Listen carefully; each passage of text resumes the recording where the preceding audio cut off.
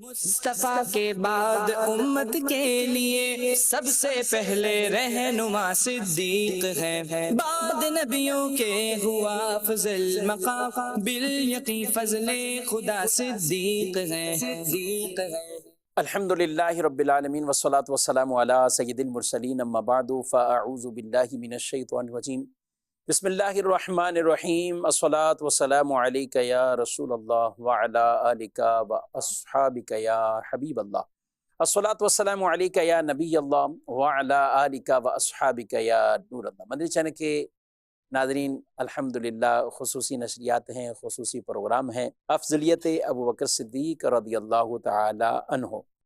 نبی کریم صلی اللہ علیہ وآلہ وسلم کے یہ جانثار صحابی، اور وہ صحابی سبحان اللہ کہ سب سے پہلے مشرف با اسلام ہونے والے مردوں میں سے سب سے پہلے جنہوں نے اسلام کو قبول کیا، یہ وہ صحابی ہیں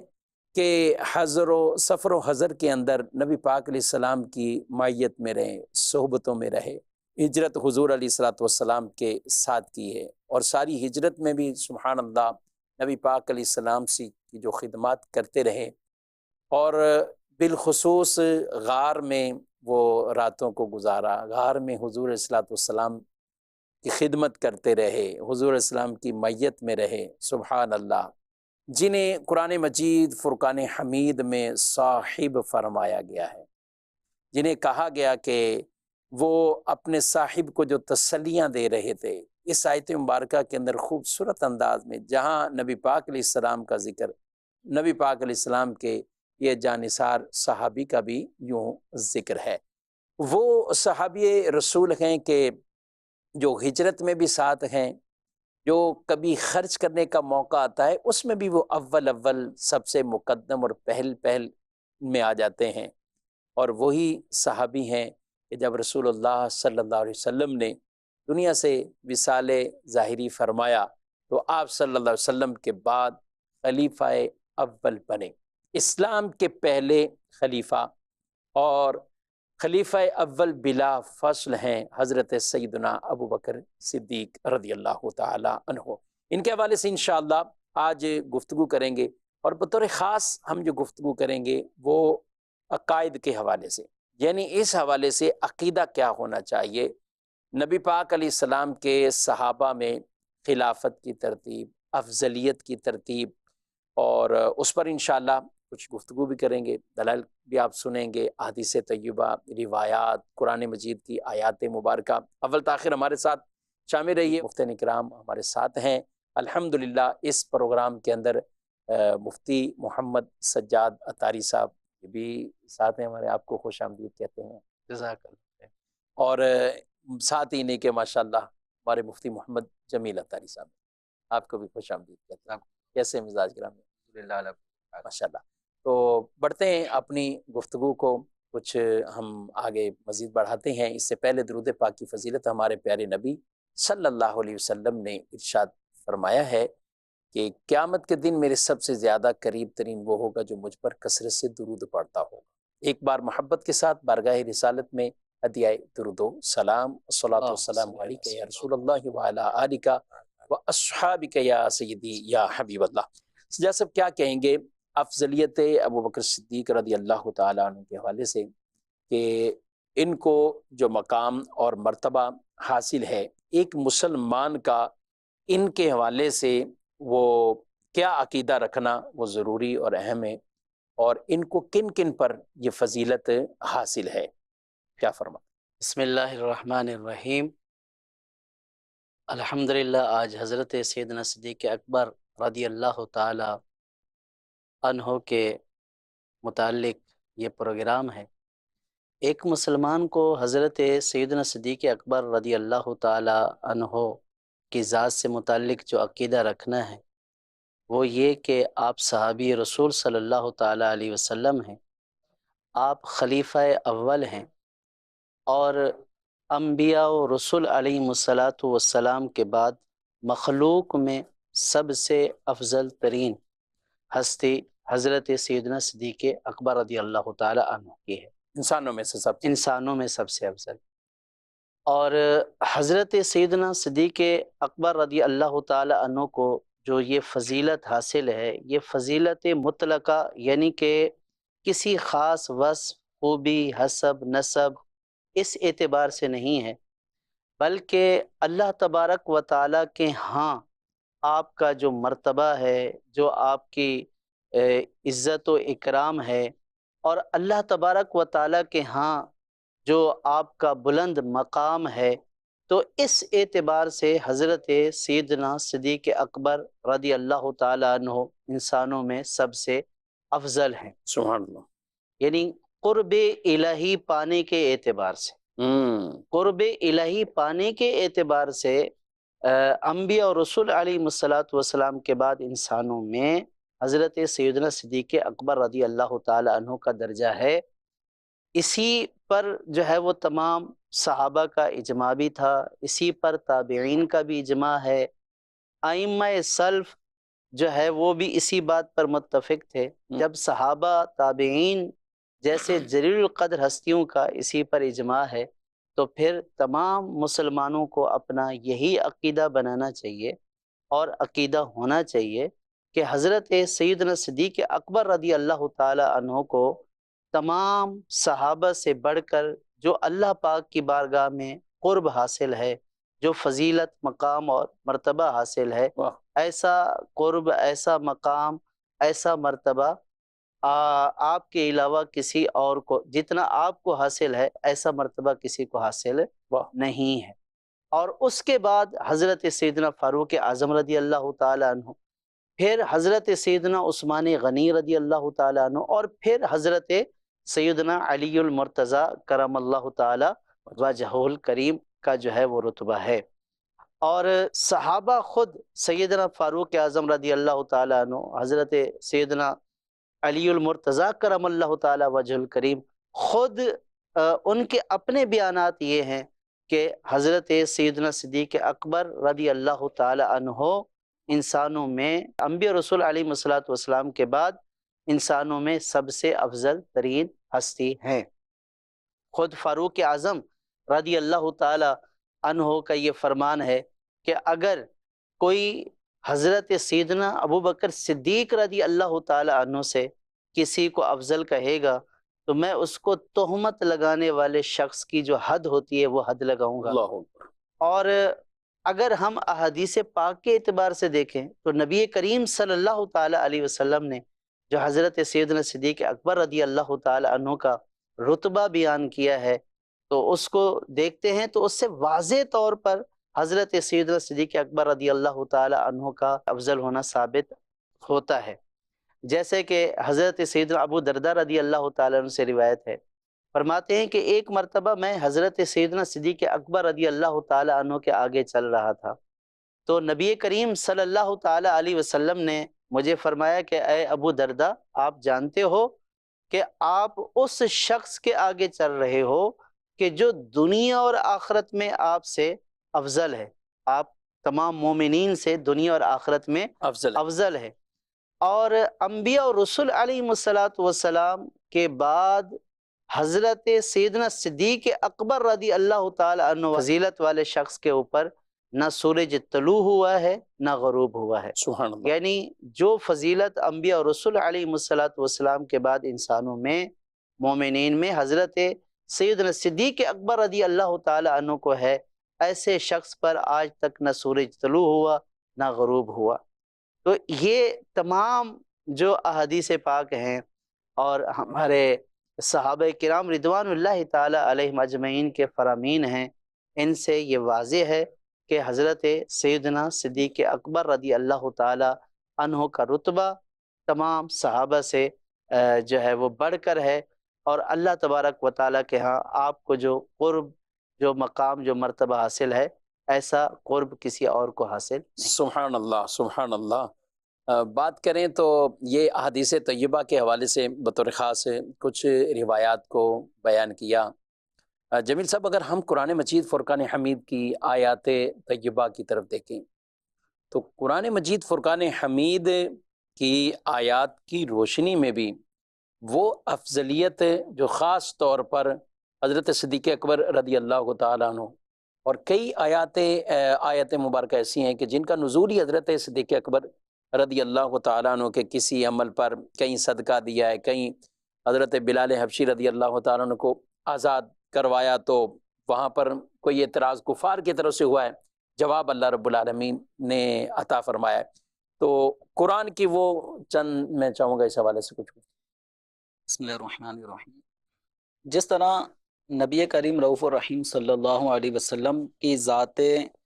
مبارکہ پر جو عیبوں سے پاک ہیں، کفار اگر الزام لگاتے تھے بیجا الزام، تو اللہ تبارک و تعالیٰ اپنے پیارے نبی صلی اللہ تعالیٰ علیہ وسلم کی عظمت و شان کو ظاہر فرماتا ہے۔ تو اسی طرح ہم یہ انداز یہ طریقہ صدیق اکبر رضی اللہ تعالیٰ عنہ کی ذات پر لگائے جانے والے اعتراضات کے حوالے سے بھی دیکھتے ہیں کہ اللہ تبارک و تعالیٰ اپنے محبوب کریم صلی اللہ علیہ وسلم کے محبوب دوست صدیق اکبر رضی اللہ عنہ کا بھی دفاع کرتا ہے۔ سبحان اللہ۔ تو جیسے یہی کہ حضرت بلال رضی اللہ تعالیٰ عنہ کو مہنگی قیمت پر، منہ مانگی قیمت پر صدیق اکبر رضی اللہ عنہ نے خریدا اور انہیں آزاد کر دیا۔ اس آزادی پر جو کفار کی طرف سے صدیق اکبر رضی اللہ تعالیٰ عنہ کے اس عمل خیر پر ایک اعتراض ہوا کہ کبھی نہ کبھی زندگی کے کسی موڑ پر بلال رضی اللہ تعالیٰ عنہ نے صدیق اکبر پہ کوئی احسان کیا ہوگا، تو جس احسان کا بدلہ آج ابو بکر صدیق رضی اللہ عنہ نے منہ مانگی قیمت دے کر حضرت بلال کے جو اس وقت آقا تھا اس کو دے کر انہیں خریدا اور آزاد کر دیا، تو یہ کسی احسان کا بدلہ ہے۔ اب بظاہر دیکھا جائے تو کسی کے عمل خیر کے حوالے سے لوگ اس طرح کی باتیں کر جاتے ہیں، تو صدیق اکبر رضی اللہ عنہ سے جو کفار کو چونکہ ایک رنجش تھی کہ یہ حضور پر ایمان لے آئے ہیں اور ان کے ذریعے سے مزید لوگ ایمان لاتے جا رہے ہیں، تو حضرت بلال رضی اللہ تعالیٰ عنہ کی خریداری اور آزادی پر جو ایک اعتراض صدیق اکبر رضی اللہ تعالیٰ عنہ کی ذات پر کیا گیا، تو اس کا جواب اللہ تبارک و تعالیٰ نے قرآن پاک میں سورۃ اللیل کے اندر ارشاد فرمایا، وَسَيُجَنَّبُهَا الْأَتْقَى الَّذِي يُؤْتِي مَالَهُ يَتَزَكَّى وَمَا لِأَحَدٍ عِندَهُ مِن نِعْمَةٍ تُجْزَى إِلَّا ابْتِغَاءَ وَجْهِ رَبِّهِ الْأَعْلَى وَلَسَوْفَ يَرْضَى۔ تو یہ آیات خاص صدیق اکبر رضی اللہ تعالیٰ عنہ پر کیے جانے والے اعتراض کو دور کرنے کے لیے اور ان کی عظمت و شان کو مزید چار چاند لگانے کے لیے اللہ تبارک و تعالیٰ نے یہ نازل فرمائی۔ تو اس کے اندر فرمایا گیا کہ جو سب سے بڑا متقی ہے وہ جہنم سے دور رکھا جائے گا، اور سب سے بڑے متقی کا ایک وصف وہ کیا تھا جو ذکر کیا گیا کہ اس نے جو کچھ مال خرچ کیا ہے اس کا مقصد یہ ہے کہ وہ پاکیزہ ہو جائے، ستھرا ہو جائے، اور اس پر کسی کا کوئی احسان نہیں تھا جو اس نے مال خرچ کیا ہے اللہ کی راہ میں، یعنی حضرت بلال کی خریداری کی صورت میں جو مال خرچ کیا ہے اس کا مقصد کسی کیے گئے احسان کا بدلہ چکانا نہیں تھا، الا ابتغاء وجہ ربہ الاعلی۔ اللہ تعالیٰ جو علیم بذات الصدور ہے، صدیق اکبر رضی اللہ تعالیٰ عنہ کے اس عمل خیر کو جانتا ہے کہ انہوں نے کس مقصد کے تحت یہ کام کیا تھا، فرمایا ان کا یہ عمل تو اللہ تعالیٰ کی رضا جوئی کے لیے تھا، وَلَسَوْفَ يَرْضَى، اور ان قریب یہ راضی ہو جائے گا۔ تو اس آیت کریمہ میں جو اتقا کا لفظ آیا ہے کہ جہنم سے سب سے بڑے پرہیزگار کو دور رکھا جائے گا، تو یہ مفسرین کا اس بات پر اجماع ہے۔ امام بغوی رحمۃ اللہ تعالیٰ علیہ نے معالم التنزیل میں اس بات کو ذکر کیا ہے کہ مفسرین نے اس بات پہ اجماع کیا ہے کہ اس آیت کریمہ میں اتقا سے مراد حضرت سیدنا صدیق اکبر رضی اللہ تعالیٰ عنہ کی ذات ہے۔ اور دوسرے مقام پر فرمایا ان اکرمکم عند اللہ اتقاکم۔ اچھا، اب یہ آیت کریمہ بھی جو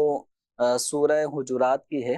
تو جو آپ نے جس کا ایک جز پڑھا ہے، تو اس کے اندر بھی خاص جو قبائل ایک دوسرے پہ فخر کیا کرتے تھے اپنے حسب نسب پر،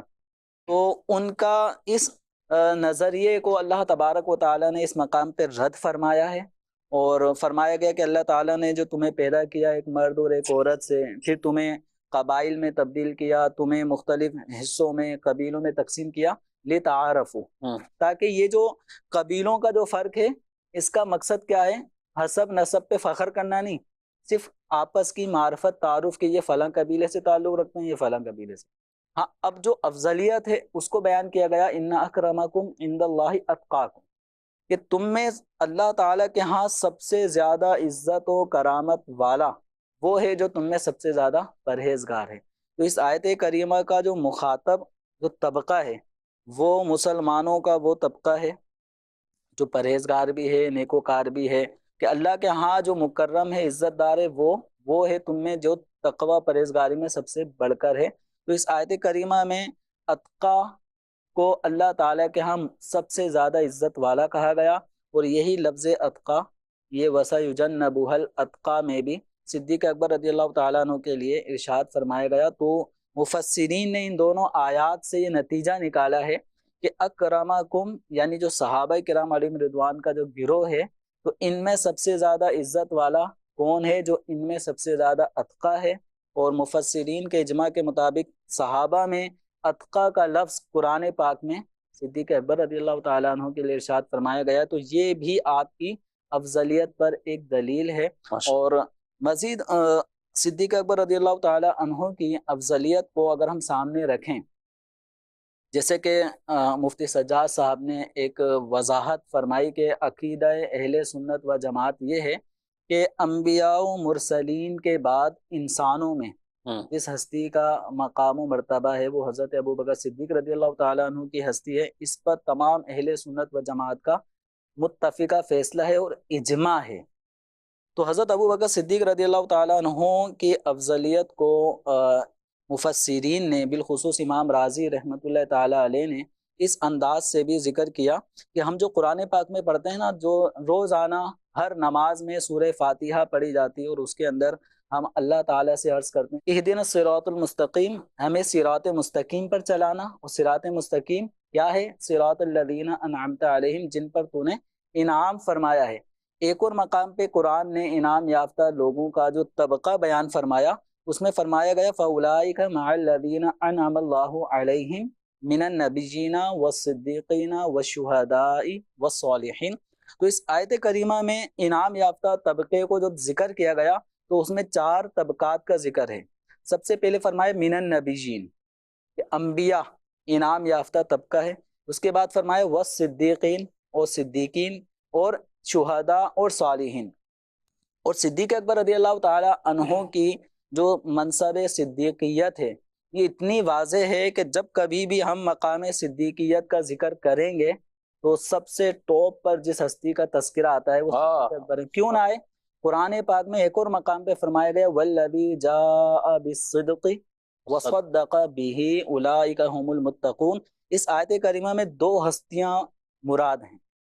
ایک سرکار دو عالم صلی اللہ علیہ وسلم جو والذی جاء بالصدق جو سچائی کا پیغام لے کر آئے، اور دوسرا جو آگے تذکرہ ہے وصدق به، اور جس ہستی نے اس کی حق کی تصدیق کی۔ تو گویا سرکار دو عالم صلی اللہ تعالی علیہ وسلم جو پیغام لانے والے رسول ہیں وہ صدیق اکبر رضی اللہ عنہ تصدیق کر رہے ہیں۔ تو آپ کا صدیق ہونا، آپ کا تصدیق کرنا یہ قرآن سے بھی ثابت ہے۔ پھر سرکار دو عالم صلی اللہ تعالی علیہ وسلم کے واقعہ معراج کی تصدیق حضرت ابوبکر صدیق رضی اللہ تعالی عنہ نے اس وقت کی تھی جبکہ ڈائریکٹلی سرکار دو عالم صلی اللہ علیہ وسلم سے حضرت ابوبکر صدیق نے معراج کا واقعہ سنا بھی نہیں تھا۔ تو کفار جو اس وقت پروپیگنڈا پھیلا رہے تھے مسلمانوں کو اسلام سے دور کرنے کے حوالے سے، تو صدیق اکبر رضی اللہ عنہ پر بھی انہوں نے ایک طرح کی ایک سازش کوشش کی کہ شاید باتوں میں آ جائیں گے بظاہر تو، لیکن صدیق اکبر رضی اللہ تعالیٰ عنہ نے سیدھا لفظ کہا کہ اگر یہ میرے پیارے آقا صلی اللہ علیہ وسلم فرما رہے ہیں تو میں اس کی تصدیق کرتا ہوں۔ سبحان اللہ۔ بلکہ ہم تو اس سے بھی اوپر کی بات، یعنی اور دعویٰ کر آسمانی جو باتیں ہیں ان کی تصدیق کرتے ہیں، یہ تو زمینی باتوں کے حوالے سے تم پوچھ۔ اور یہ صحابہ کا انداز تھا۔ اس میں صدیق اکبر رضی اللہ تعالیٰ عنہ سب سے پہل والے تو معراج کے واقعے کی تصدیق کرنے کے اعتبار سے، ورنہ بات کریں حضرت خزیمہ رضی اللہ تعالیٰ عنہ جب گواہی شہادت دینی تھی تو انہوں نے یہی کہا کہ بھلے میں وہاں نہیں تھا، حضور اسلام نے کہہ دیا میں گواہی دیتا ہوں۔ جب آپ صلی اللہ علیہ وسلم نے پوچھا کہ خزیمہ تم نے کیسے گواہی دی، تو عرض کی حضور ہم تو بڑی بڑی باتوں کی وہ گواہیاں آپ سے سن کے ہی دیتے ہیں، آسمان کی خبریں ہوں، جبریل آئے، قرآن کی آیتیں نازل ہوئیں،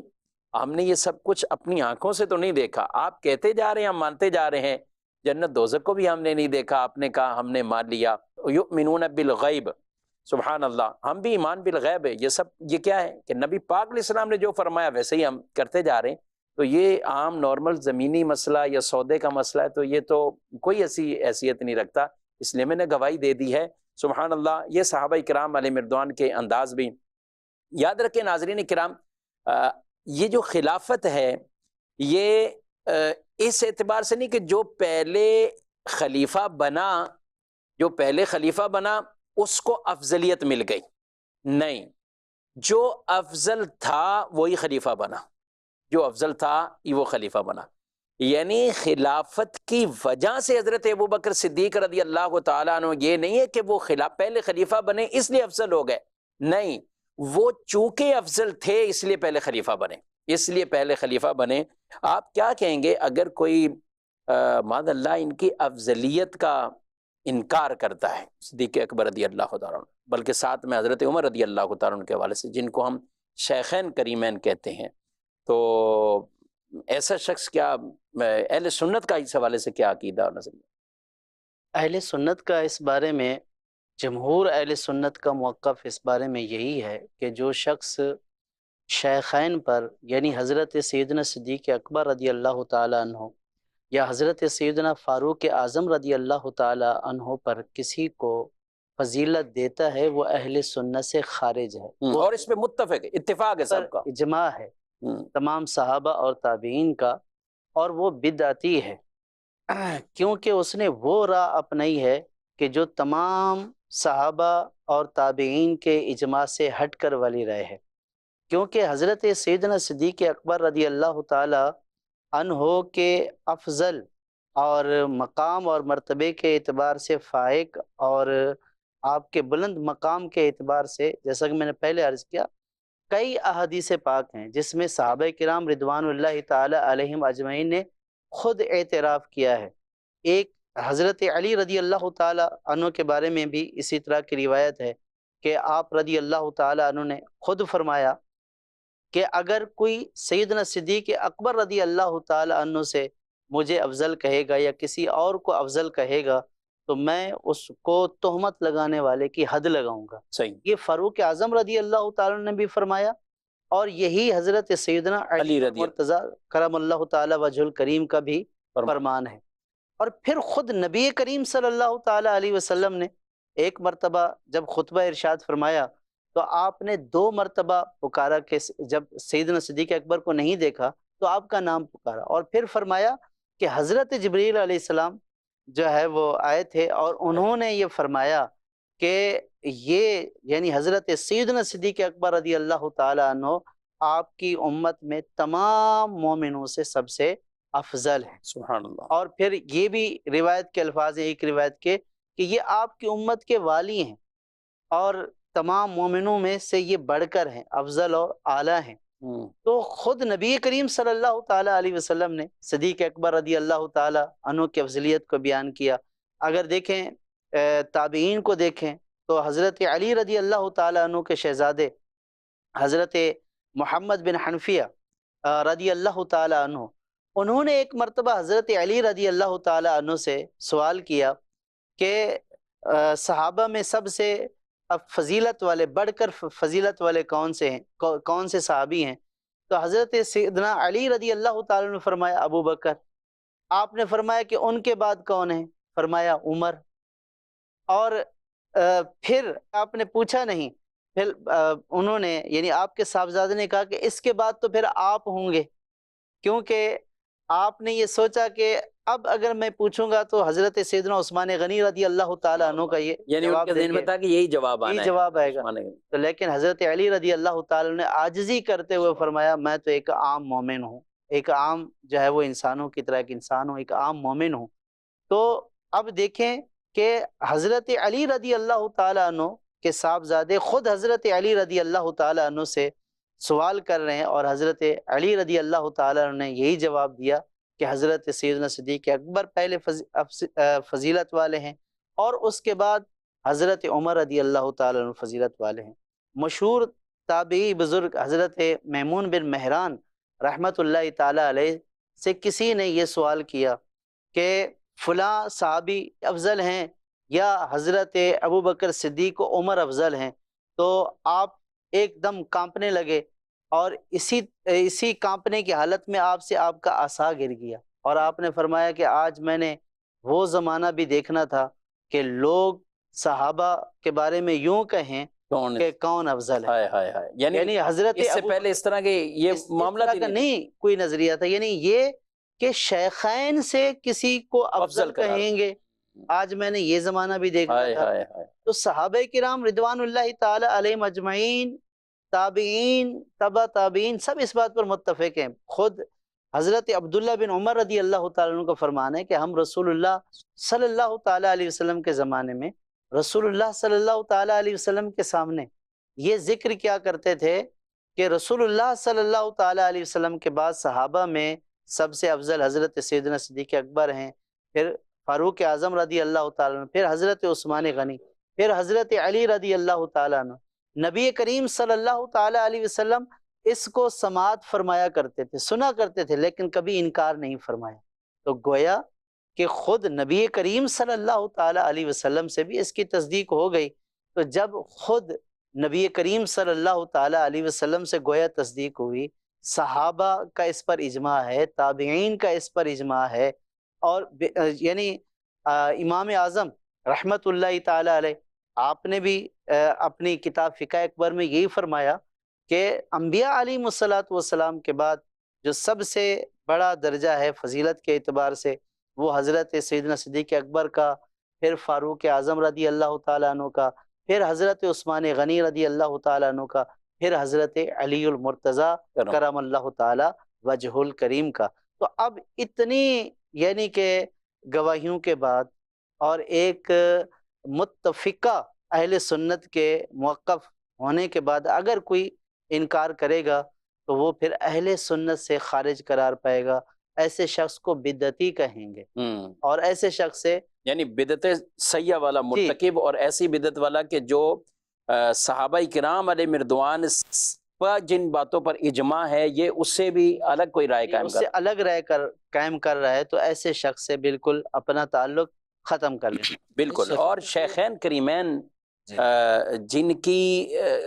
افضلیت پر تو صحابہ کرام علیہ مردوان میں سے کسی ایک کا بھی اختلاف نہیں، یعنی یوں ایک کا بھی اختلاف نہیں ہے۔ حضرت سیدنا ابو بکر صدیق رضی اللہ تعالیٰ عنہ اور حضرت عمر رضی اللہ تعالیٰ عنہ، یعنی یہ انبیاء رسول کے بعد انسانوں میں جو سب سے مقام مرتبہ بلند افضل حضرت صدیق اکبر، ان کے بعد حضرت عمر فاروق رضی اللہ، یہ حضرت عمر فاروق رضی اللہ تعالیٰ عنہ اور ابو بکر صدیق شیخین کریمین کہلاتے ہیں۔ ان پر سب صحابہ کا اتفاق ہے، کسی ایک کا بھی اختلاف نہیں ہے، یعنی کوئی رائے دوسری طرف ہو۔ ہاں آگے ہم ضرور بتائیں گے، جو آگے آپ حضرت عثمان غنی رضی اللہ تعالیٰ عنہ، وہاں جمہور کا الگ ہے اور کچھ کی رائے دوسری ہے کہ وہ ترتیب میں تیسرے نمبر پر کہیں کہ حضرت علی رضی اللہ عنہ، اور جمہور اسی طرف ہے کہ حضرت تیسرے نمبر پر حضرت عثمان غنی رضی اللہ تعالیٰ عنہ۔ کیا فرماتے؟ جمہور اہل سنت و جماعت یعنی اہل سنت و جماعت کے جو بڑے بڑے علماء ہیں، ان میں اکثریت کی رائے تیسری ہستی فضیلت کے اعتبار سے کون ہے، تو اکثر ہمارے اہل سنت و جماعت کے بڑے بڑے علماء کی رائے یہی ہے کہ حضرت عثمان غنی رضی اللہ تعالیٰ عنہ تیسرے نمبر پر فضیلت میں ہیں صحابہ کرام علیہم رضوان میں، اور ان کے بعد مولا علی کرم اللہ تعالیٰ وجہ الکریم کا درجہ اور فضیلت ہے۔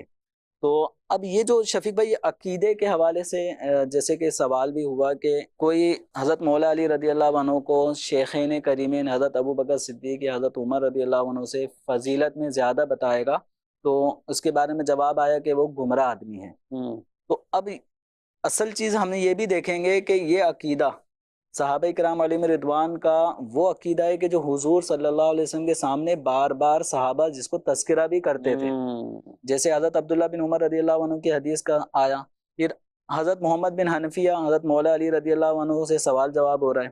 اسی طرح حضرت عبداللہ بن عمر رضی اللہ عنہ کا کیا تھا وہ بھی میں چاہتا ہوں بیان ہو جائے گا۔ کننا نخیر جو آپ اس میں حضرت عبداللہ بن عمر رضی اللہ تعالی عنہما یہ فرمایا کرتے تھے کہ ہم حضور اکرم صلی اللہ تعالی علیہ وآلہ وسلم کے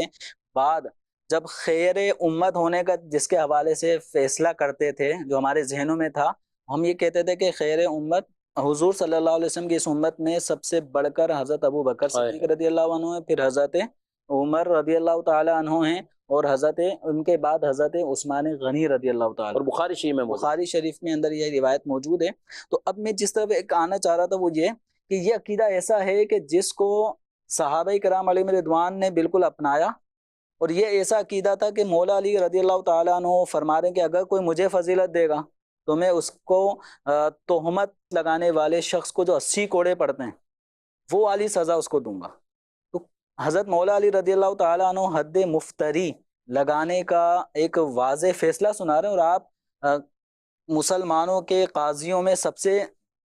یعنی آپ کی قضا بہت مشہور ہے، اور بلکہ حضرت صدیق اکبر رضی اللہ عنہ کا دور، حضرت عمر رضی اللہ عنہ کا دور ہو تو حضرت علی رضی اللہ تعالیٰ عنہ فیصلے اس وقت فیصلے بھی اس وقت، بلکہ حضرت عمر تو یہی کہتے کہ کوئی دن ایسا نہ آئے کہ میں ہوں اور میرے ساتھ علی نہ ہو، میں کسی چیز کا فیصلہ کروں اور وہاں علی شامل نہ ہو، وہ تو یہ کہتے تھے۔ تو حضرت مولا علی رضی اللہ تعالیٰ عنہ اس عقیدے کو کس طرح اس امت میں ڈال رہے ہیں، ایک تو بیٹے کے سوال جواب ہوا، دوسرا آپ کے ساتھ حضرت مولا علی رضی اللہ تعالیٰ عنہ کے ایک بہت قریب ہوا کرتے تھے حضرت سیدنا ابو جحیفہ، یہ صحابی رسول بھی ہیں، اور حضرت مولا علی رضی اللہ تعالیٰ عنہ کے ساتھ ان کا بہت زیادہ قرب تھا، ایک لگاؤ تھا، دلی محبت تھی۔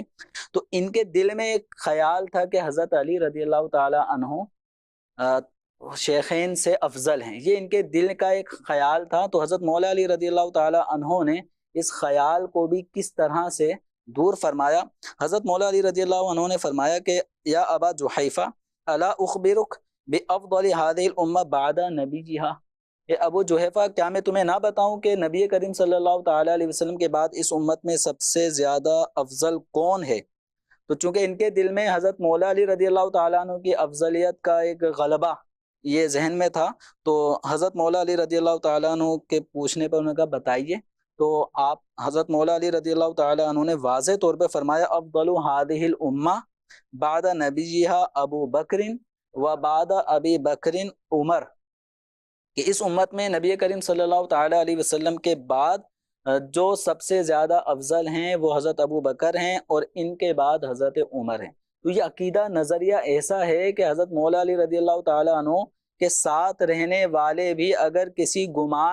دوسرے گمان کی طرف جا رہے ہوتے ہیں تو آپ ان کو بھی اس طرف لے کر آ رہے ہیں کہ افضل امت، اس امت میں افضل ترین ہستی صدیق اکبر رضی اللہ عنہ کی ہیں، پھر حضرت عمر کی ہیں۔ تو ان دونوں کی تفضیل یعنی ان کی فضیلت کا بیان یہ حضرت مولا علی رضی اللہ تعالیٰ عنہ اپنے خطبوں میں بھی دیتے رہے ہیں، اور جا بجا ان کی عظمتوں کے گن آپ سناتے رہے ہیں۔ سبحان اللہ، سبحان اللہ۔ بہرحال گفتگو تو اس پر ابھی تو ہم نے صرف چند دلائل کے حوالے سے کی ہے۔ ناظرین اکرام، کئی جزوی فضائل ہوتے ہیں، وہ اس کے اوپر بات نہیں ہے۔ جزوی فضائل کئی صحابہ کرام علیہ رضوان کو حاصل ہیں، بعد ایسی خصوصیات حاصل ہیں ایک صحابی کے لیے ہیں وہ دوسروں کے لیے نہیں۔ وہ کوئی حضرت ابوبکر صدیق رضی اللہ عنہ کے حوالے سے ہیں، وہ انہی کی خصوصیتیں وہ دوسروں میں نہیں۔ کوئی حضرت عمر رضی اللہ تعالیٰ عنہ کے حوالے سے خصوصیتیں وہ ان میں ہیں، وہ حضرت صدیق اکبر میں نہیں ہے۔ آپ علیہ السلام نے کئی مقامات پہ فرمایا، حضرت عمر رضی اللہ تعالیٰ عنہ کے حوالے سے ہی فرمایا میرے بعد اگر کوئی نبی ہوتا عمر ہوتا، تو یہ ان کے لیے خصوصیت ہے۔ اچھا، کئی شانیں ایسی ہیں حضرت علی رضی اللہ تعالیٰ عنہ، یعنی الگ سے بالکل خصوصیات جسے کہیں، وہ حضرت علی رضی اللہ تعالیٰ عنہ کا ہی حصہ ہے، وہ شانیں انہی کی ہیں۔ اور کئی حضرت عثمان غنی رضی اللہ تعالیٰ عنہ، آپ کے نکاح میں نبی پاک علیہ السلام کی 2 شہزادیاں یکے بعد دیگریں وہ نکاح میں آئیں۔ یہ ایسی خصوصیت ہے جو کسی بھی امت میں کسی کو نہیں ملی، یعنی حضرت آدم علیہ السلام سے لے کر نبی پاک علیہ السلام تک کسی بھی نبی کی 2 شہزادیاں کسی ایک شخص کے نکاح میں آئی ہوں، ایسا نہیں ہے۔ تو یہ ان کی خصوصیت ہے۔ اور آگے ہم بات کریں حضرت حذیفہ رضی اللہ تعالیٰ عنہ، نبی پاک علیہ السلام کے رازدار تھے، وہ ان کی خصوصیت ہے۔ حضرت عبداللہ بن مسعود رضی اللہ تعالیٰ عنہ کے حوالے سے بات کریں تو صاحب النالین والوسادہ ہیں، وہ حضور السلام کا تکیہ اٹھانے والے، حضور السلام کے نالین شریف اٹھانے والے، وہ ان کی خصوصیت ہیں۔ ہم حضرت ابو ہریرہ رضی اللہ تعالیٰ عنہ کی طرف آئیں تو وہ ان کی الگ کئی خصوصیات۔ تو جب یہ گفتگو کی جاتی ہے، ایک ہے جو عقیدہ بیان کیا جاتا ہے، ظاہر ہے ایک ہے خصوصیت، اس معاملے میں خصوصیت، اس معاملے میں خصوصیت، اس معاملے، لیکن جو ایک اوورال عقیدہ تمام خصوصیات کا، یعنی یوں کہیں کہ افضلیت کے اعتبار سے جامع کون شخصیت ہے، تو پھر اس میں سب چیزوں کو دیکھ کر پھر وہ عقیدہ نظریہ بنتا ہے۔ ہمارے نبی صلی اللہ تعالیٰ علیہ وآلہ وسلم نے اپنے دور مبارک کے اندر ہی نماز کی باری آئی، فرمایا ابو بکر سے کہو وہ میرے مصلی پہ کھڑا ہو، وہ لوگوں کو نماز پڑھائے۔ اما عائشہ صدیقہ رضی اللہ عنہ آپ عرض کرتی ہیں حضور ابو بکر میرے والد گرامی نرم دل ہیں، رقت والے ہیں، آپ کے مصلی پہ وہ نہیں کھڑے ہو سکیں گے، آپ کسی اور کو کہہ دیں۔ نبی پاک علیہ السلام نے فرمایا لا لا لا، نہیں نہیں نہیں، اللہ اور مسلمان کسی اور پر راضی نہیں ہوں گے۔ یعنی اس مصلی کا حقدار کون ہے؟ صدیق اکبر رضی اللہ تعالیٰ، تو انہی کو کھڑا کیا گیا۔ اور حضرت علی رضی اللہ تعالی عنہ نے جب ان کی بیعت کی تو آپ نے یہ بات بطور خاص ذکر فرمائی اور لوگوں سے کہا، حضرت علی رضی اللہ تعالی عنہ نے، کہ جب رسول اللہ صلی اللہ علیہ وسلم نے اپنی زندگی میں ہماری نمازیں ان کے سپرد کر دی تھیں تو یہ خلافت تو دنیا کا معاملہ ہے، یہ بھی ہم ان کے سپرد کر دیں۔ سبحان اللہ۔ وہ صدیق اکبر ہستی گئے کہ نبی پاک علیہ السلام فرمائے کہ ایک طرف سارے لوگوں کا ایمان رکھ دیا جائے اور دوسرے پلڑے میں ابو بکر کا ایمان رکھا جائے۔ فرمایا پھر بھی تقویت میں یہ ابو بکر کا ایمان جو ہے یہ قوی ہوگا۔ تو جن کا ایمان اتنا تقویت والا قوی ہے، سبحان اللہ، شانیں بھی ان کی اتنی۔ اور وہ روایت جمیل صاحب اتنی خوبصورت روایت ہے کہ نبی پاک علیہ السلام نے جب فرمایا نا، جنت میں جب ایک شخص آئے گا نا تو لوگ اپنے گھروں سے باہر دیکھیں گے، ارے وہ کہیں گے ارے ہمارے گھر آپ آ جائیں، آپ ہمارے گھر آئیں۔ یعنی لوگ ان کو آوازیں لگائیں گے کہ آپ، جیسے ہم دنیا میں کسی کو کہتے ہیں نا آپ ہمارے یہاں آ جائیں، دکان میں آ جائیں، برکت حاصل ہو جائے گی، وہ جنت میں کہیں گے آپ ہماری طرف آ جائیں، ہمارے مال میں تھوڑی دیر کے لیے آ جائیں، تھوڑی دیر کے۔ حضرت صدیق اکبر رضی اللہ تعالیٰ عنہ کہتے ہیں یا رسول اللہ وہ کون خوش نصیب ہے جنتی اس کو بلائے کہ ہمارے گھر میں آ جاؤ؟ فرمایا ابو بکر وہ تم ہو، سبحان ابو بکر وہ تم ہو کہ جب جنت میں آؤ گے، ویسے یہ وہ ہستی ہیں کہ 8 دروازے ان کے لیے کھل جائیں گے، سبحان اللہ۔ جنت کے 8 دروازوں سے ان کو پکارا جائے گا۔ لیکن جب آئیں گے جنت میں تو جنت کے اندر بھی ان کو کہا جائے گا آپ ہمارے یہاں آئیں، آپ ہمارے یہاں آئیں۔ ناظرین اکرام، اس ہستی سے پیار کیجئے۔ صحابہ اکرام علیہ مردوان ساری شانوں والے ہیں، ساری ہمارے سروں کے تاج ہیں۔ ہم حضور علیہ الصلوۃ والسلام کے صحابہ سے پیار رکھنے والے، حضور علیہ السلام کی آل سے پیار رکھنے والے، ایسی صحابہ کی محبت جس میں بغض اہل بیت ہو یہ ہرگز درست نہیں، ایسی اہل بیت کی محبت جس میں بغض صحابہ ہو یہ بھی ٹھیک نہیں۔ اہل سنت کا عقیدہ بڑا صاف اور ستھرا اور کلیئر کہ صحابہ کی محبت بھی، اہل بیت کی محبت بھی۔ صحابہ بھی ہمارے سروں کے تاج اور اہل بیت اطہار رضی اللہ تعالی عنہم اجمعین وہ بھی ہمارے سروں کے تاج ہیں۔ قیامت کے دن ہم اٹھیں گے تو انشاءاللہ ان کے دامن تھامے ہوئے ہوں گے اور یہ دونوں ہستیاں ہمیں حضور علیہ السلام کے قدموں تک پہنچا دیں گی۔ اللہ پاک ہم سب کو نبی پاک علیہ السلام کے تمام صحابہ سے سچا پیار عطا فرمائے اور ان کی شانوں کو ہمیں اسی طرح بیان کرتے رہنے کی بھی توفیق دے اور انہی عقائد اہل سنت پر ہم سب کو استقامت بھی عطا فرمائے، ہماری نسلوں کو بھی عطا فرمائے۔ پروگرام کا وقت اپنے اختتام کو پہنچے، آپ سے اجازت چاہتے ہیں، یہ ہماری مصطفیٰ کے بعد امت کے لیے سب سے پہلے رہنما صدیق ہے، بعد نبیوں کے ہوا افضل مقام، بالیقین فضل خدا صدیق ہے۔